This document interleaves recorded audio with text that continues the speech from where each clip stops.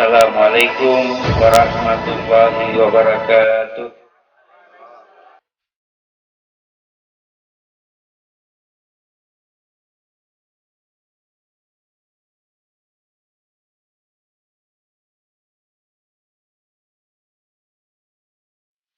Semua anggota dewan berkewajiban melakukan reses. Fungsinya adalah menampung aspirasi, kemudian anggota dewan sebagai jembatan. Dalam aturan undang-undang bilang, dia dimasukkan dalam yang namanya pokok pikiran anggota DPR.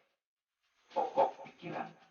Pokok pikiran itulah yang nanti akan dibahas oleh pemerintah provinsi dan pemerintah kota dalam musrembang Kota Ambon. Salam untuk doa dan dukungan, ketong sehat walafiat, bisa jalankan tugas di DPR dengan baik.